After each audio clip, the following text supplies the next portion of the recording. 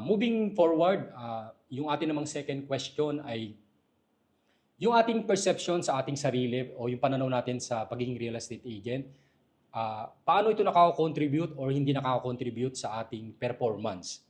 So, kung ito ba, yung pagiging optimistic mo ba or maybe yung pagiging not so optimistic mo ay may impact ba ito sa actions mo and may impact ba ito sa pagkakaroon mo ng sales results? So, yun mo yung alamin natin sa ating mga kasamahan. Ito yung mindset, di ba? Oh, ito yung mindset. Yung mindset mo ba pagdating sa real estate, nakakatulong or hindi nakakatulong sa iyo? Or paano siya hindi nakakatulong? Maybe sa iyo or sa ibang real estate agent na nakikita mo. 'Di ba? Kasi people come and go, especially sa real estate. Mapapansin mo yung iba kasi tinitreat lang nila ito as a part-time, baka ano lang, try-try lang. Ganun yung kanilang mentality. Nung nag-umpisa ako dito sa real estate, talagang trip-trip nga lang. Trip-trip lang. Napilit lang ng magulang. Syempre, wala naman tayong magagawa kapag magulang natin yung nagsalita. Sabi nga, di ba, parents know best para sa mga anak nila. So, ako, sumunod lang din ako. Pero, yun nga po, hindi ko talaga siya nakita si real estate, no? Na ito yung magiging way ko para maging successful. Hindi pa naman po ako totally successful or financially freedom currently, no? Pero I mean, real estate is the way naman po. So nakikita ko siya na ito yung magiging way. In terms of mindset, nung unang join ko kay sa real estate or kay RRCT Realty, ang una po niyang tinuro sa akin is hindi kung paano bumenta. Yan. Hindi niya agad ako na, kailangan ganito gawin mo para makabenta ka. Kailangan ito gawin mo para makabenta ka. Aralin mo to, aralin mo yan. So, hindi yon. Ang una niyan sinabi po sa akin is, nagbabasa ka ba ng libro? Ilang libro na ba yun nabasa mo? So, meaning, parang tinanong niya ako hanggang sa yung capacity ko, ng knowledge ko, no? So, hindi naman sa minalita ko, no? Para, challenge ako. Tapos sabi niya sa akin, try mo magbasa ng libro. Unang binasa ko is yung Rich Dad Poor Dad. Yan. So, nagbabasa ako niyan every day. Hindi naman siya totally consistent talaga. Pero natapos ko naman yung libro na yun. So, yung Rich Dad Poor Dad, malaki po yung natulong sa akin yan in terms of sales. Hindi siya nakatulong na gumaling ako mag-closing ng sales, gumaling ako manggancho. Hindi po siya ganun. No? So, and yung mga term kasi natin pag nasa real estate, no? Ang thinking kasi nila pag real estate agent is modus, scam, budol, mandurupan. So, yan yung mga word na pwede natin gamitin pag sinabi kasi real estate. So, currently po, yun yung gusto natin baguhin. So, hindi po lahat ng real estate agent is ganun. So, dito po sa RRCT Realty, pina-priority po ng aming broker na si Sir Ralph is magbasa ng libro para po for personal growth and then lumawak yung knowledge mo and then magkaroon ka ng positive thinking sa bawat bagay and then syempre may mga struggle din tayo kung powerful po yung ating mindset na always look for the positive side po, no? Kahit ano po yung struggle na dumating sa atin, malalampasin natin yun. Tao lang din naman po kami, no, sa real estate agent. As real estate agent, tao lang din kami. May personal problem, may mga personal na kailangan lutasin sa pamilya or kahit saan po. So, tao lang din po kami na meron din po iniisip, meron din po problema, hindi lang naman po puro sa ano, no. Pero nandito kami sa real estate world or industry para makatulong. And then, syempre, hinahasa namin yung sarili namin na magkaroon ng mga bagong knowledge, bagong ideas para mas makapag-serve ng mabuti. So, Ikaw naman, Josie? So, para sa akin, wala akong balak pumasok sa real estate industry. So, yun po yung after kong graduate as computer engineering. Trinay ko muna maghanap-hanap ng work related sa tinapos ko. So, at the same time, parang habang nag-aantay ng tawag or sa job interview, itry kong sumama sa kanila for tripping. Kasi sumasama ako kay Sir Ralph, kay Ma'am Jen sa kanilang tripping. Sumasama ako na parang wala lang. Parang inaantay ko lang na, sige, kung mag-enjoy ako dito or parang maganda yung sa akin dito, na-realize ko lang na gusto kong mag full-time as real estate agent ay kung yung process ba na yung sa tripping is yung parang nakikita mo yung mga client na masaya. magaan sa pakiramdam eh. So, yung parang inisip ko nun, Lord, sige, kung ito po yung para sa akin, since related naman sa gusto kong mangyari sa buhay ko na makatulong, gagawin ko siya. Namomotivate ako sa mga ginagawa nila. Yung iniisip ko kasi dati nung sumasama ako sa kanila, halimbawa may client ako, may gano'n, parang ganito yung puwede ko ring gawin, na puwede kong ma-adapt sa kanila yung mga, good qualities, mga ganyan, or yung mga ginagawa nila sa kanilang buyer, kung paano nila i-close, parang gano'n. Puwede sigurong mag-swak sa akin. So, that time is yung parang siguro positive thinking na din.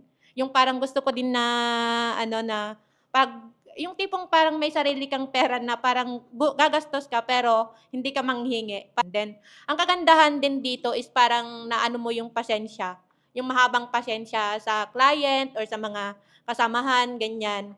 Ang kagandahan din nun 'pag mahaba ang pasensya mo is na ano mo din, nabibigay mo yung parang service sa kanila ng long term na service na makatulong, gano'n. Then, ang sa akin kahit ano man ang sabihin ng iba, kung kilala ko ang sarili ko, hindi naman ako mag-quit or kahit ano man mangyari is gano'n pa din, maging positive, always positive thinking, 'yun lamang po.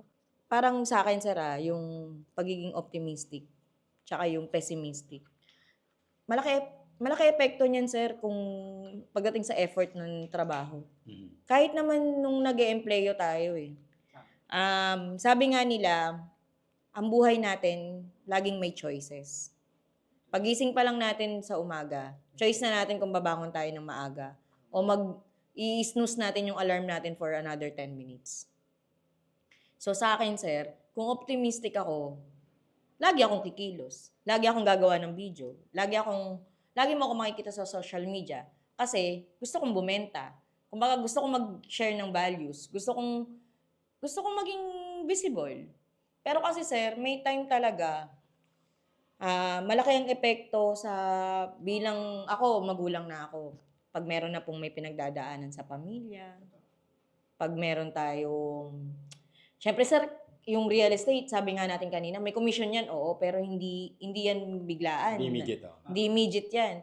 Paano kung merong immediate talaga na pangangailangan? So, syempre, kakayod tayo sa ibang, kumbaga, ako sir, nauunawaan ko yung yung minsan, may kailangan tayong i-priority. At syempre, sir, sabi nga natin, yung basic needs, kung hindi natin, kung lalo kung full-time, tas wala na talagang ibang sources, lalo pa po kung ipa-part-time lang namin. So, yung optimistic and pessimistic, siguro ang suggestion ko na lang, sir, para lagi lang ma-fire up, yung biggest why mo. Kasi kung wala ka nun, lagi kang may choices, lagi na lang siyang left behind. Dun sa nabasa nating book, sir, na No Excuses, magkakaroon ka lagi ng excuses kasi hindi mo naman siya priority. First and foremost, kung naka-priority siya, naka-inline siya sa kung ano yung goals mo. Lalo sir kung wala namang goals. Kung likewise sa ibang tao, hindi naman nila napapansin na lang na ang buhay nila gigising at matutulog ng isang buong araw ng lumilipas. Hindi ko po inaano yun sa mga sa tao na gano'n pero ang hirap po nun, sir. Kasi parang 'di ba meron tayong 86 minutes ba? 86,000 seconds. Yun yung sinayang mo. Kung pera yun, nagsayang ka ng ganun.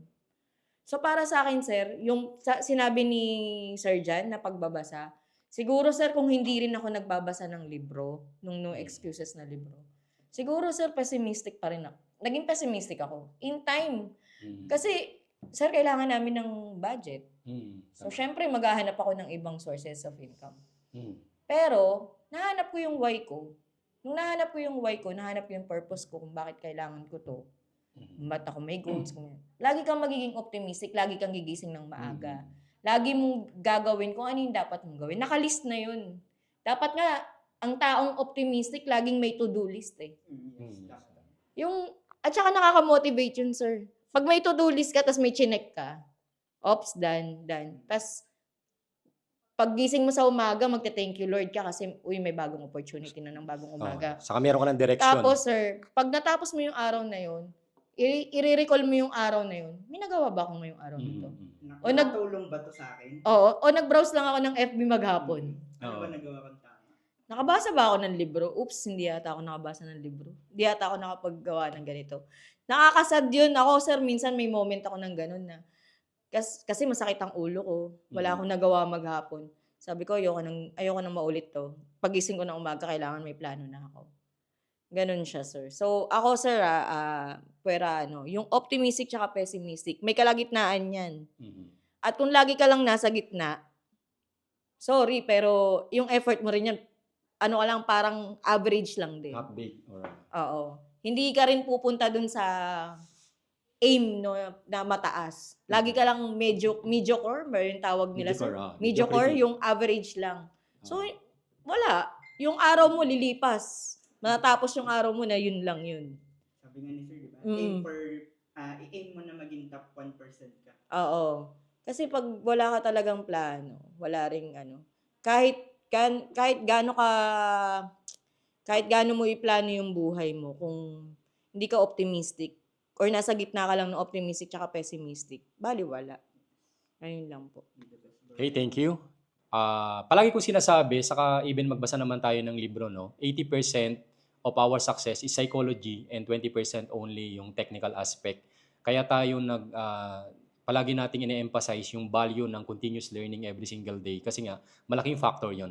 Pwedeng ang dami mong skills, ang dami mong natutunan, ang dami mong talent, pero kung kulang ka ng mentality or psychology, baka hindi mo rin i-implement. Kasi nga, maybe may pinanggagalingan ka na aspect na maybe may mga limiting beliefs ka na yun ang pumipigil sa'yo para mag-take action despite na pwedeng nandyan na sa'yo lahat ng resources, pwedeng nandyan na sa'yo yung mga skills at talents, pero pwedeng yung limiting beliefs mo ang pumigil sa'yo. At yun yung psychology, no? Kaya 80% talaga ng ating magiging tagumpay ay more on psychology, ang ating mentality, and only 20% yung technical o yung skill set na aspect ng ating tagumpay. Kaya we need to constantly learn every single day at i-feed natin ang mind natin. Kagaya nga ng palagi nating sinasabi, no, our mind is like a garden. At ang garden, pwedeng ang tumubo dyan ay mga damo o pwedeng tumubo dyan ay mga halaman or nanumulaklak or bumubulaklak. No? Pero ang tanong dyan is, sa araw-araw ba, ano ba yung tumutubo sa garden of your mind, di ba? Damo ba o yung halaman na nagbibigay ng bulaklak? So meaning to say, ano ba yung nilalagay mo sa iyong mentality? Nilalagyan mo ba ito ng positive words o mga positive things sa buhay mo or yung pagiging optimism, di ba? So yun dapat ang ating piliin. At yung isang natutunan din natin, no, every single day meron tayong white wolf and black wolf sa ating sarili, no.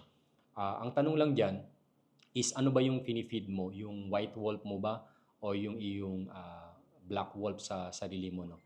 Kasi kung ano yung pinifeed mo madalas, kagaya nga nung kung pinifeed mo yan ng damo yung mind mo, yun ang mas nagpi-prevail sa iyo, no.